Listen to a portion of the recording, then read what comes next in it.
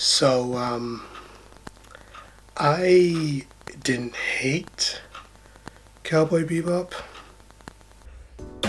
Honestly, the reaction to this has been rather fascinating because it seems to be split right down the middle.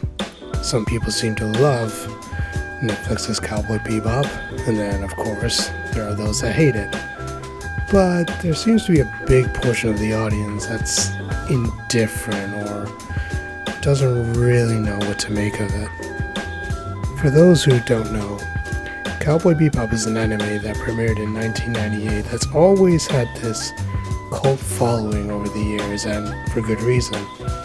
The show is fucking awesome, combining a sci-fi space opera with a spaghetti western, and the constant world building that goes on throughout the show, with flawed and damaged but endearing characters, with sort of this dark and haunting atmosphere, but there's enough comedy spliced in for good measure, and it's a well-balanced show, honestly. I don't want to spoil too much of it, but it's on Netflix, or at least in the UK it is, and you should check it out. But in short, the plot revolves around these bounty hunters who are just trying to get by under some really dire circumstances. And it's about the unraveling of these characters and their backstory as the show goes on.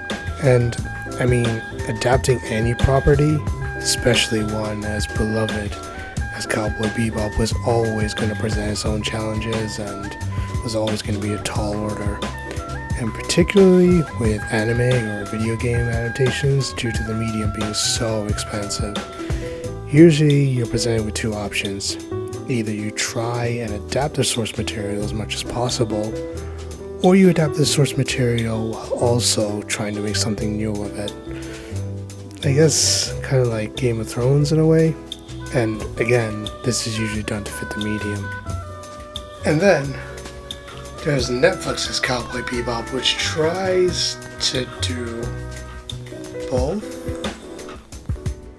I think the best place to start is with the characters. Now, generally, I don't really have an issue with the characters in the live action show, especially the main cast. I mean, they were fine.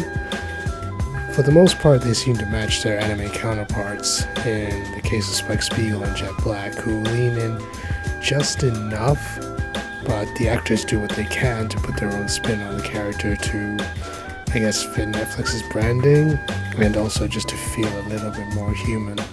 And there's Ed, who is... oh god. Spike! Spike Spiegel! No. Spike Spiegel. Not anymore. Yes, you are. You're Spike, cowboy, bounty hunter for hire. Wake up! I have a job for you. A bounty. Mine? Bad man's big reward. We have to find the butterfly man. Boo! Danger, danger! Too We have to find Velazio before he does spooky bad things.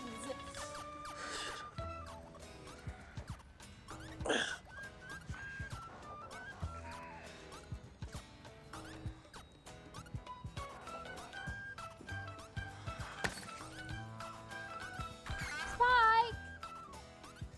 Spike! Hello? Now, this is one of the few examples where it comes a little bit too close to the anime, because I'm not sure if you're aware, but anime in real life is like really fucking cringe.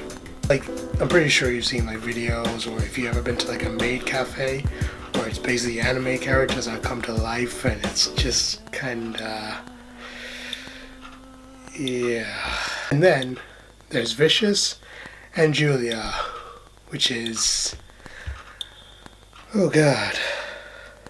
Now, one thing to note about the anime is that it's a lot darker in tone and the characters are much more grounded and brooding, but again, with the comedy here to balance it out. Now, with Vicious and Julia, one thing that made them stand out was their mystique. Like, you remember in the original Final Fantasy VII where you just kind of heard murmurings and rumors about the legend that is Sephiroth, and throughout the game you barely see him. You only catch glimpses of him here and there until like the final act or the final disc of the game where you confront him, and even then his mystique is still maintained, and the intrigue and the mystery was kept intact. And it feels like a lot of that was lifted for Vicious in the Cowboy Bebop anime, and it was really effective because the dude was fucking menacing. And these kind of traits extended to Julia as well, who again was absent for most of the anime, and you only heard about here and there. And you only heard about her through a connection to Spike, but when she did show up, she was a badass in the best way. Now, in the Netflix show, Vicious and Julia are front and center and all over the damn show. And that in itself isn't necessarily a bad thing, but literally what made them cool or interesting is just immediately stripped away. Julia either just kind of exists or is a damsel in distress. And I mean, at one point, Vicious, God, I don't know how to explain Vicious. He's whiny, he's annoying, he's a little bit too camp, and I mean, at one point, Vicious just kind of sits there and watches some dude eat testicles. Me and my urinary tract infection, thank you, Netflix. Jesus. And of course, with it being a Netflix show, they take some liberties with the story and the characters as a whole. Like, the whole thing with the Syndicate is brought front and center. Spike's relationship with Julia is brought front and center. Faye's backstory is almost non-existent, and her character in general is just kind of there. Oh, and she's gay now. Don't really know why. Also, Gren is non-binary now. Look, I know that was something that he was going through in the anime, but it's never really explained here. He just kind of is now. And then Spike has a code name now, and he's called Fearless for some reason. And the humor is really hit and miss. Sometimes it lands, and then other times it's just kind of spoon-fed to us.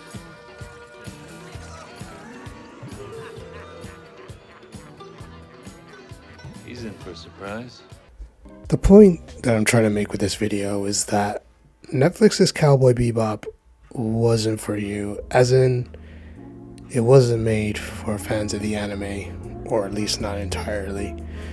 See, Netflix is now its own brand, meaning that they were trying to tailor the show to satisfy fans of the anime and the original source material, but also to casual folks who were just trying to find something nice and flashy to watch for that weekend.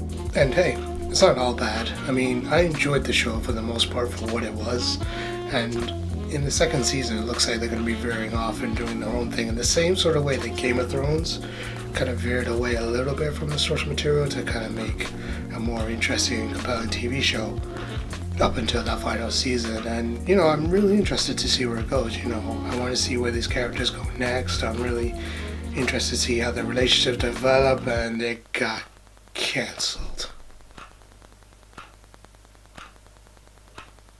You know what? It was an ambitious effort for sure, and I couldn't imagine the immense amount of pressure that was put onto these people for trying to adapt a property and an anime that is so beloved as Cowboy Bebop. And trying to appease a thoroughly divided fan base was always going to be a tall order, and maybe it's just better off as a one and done, because maybe, just maybe, they didn't want to carry that weight.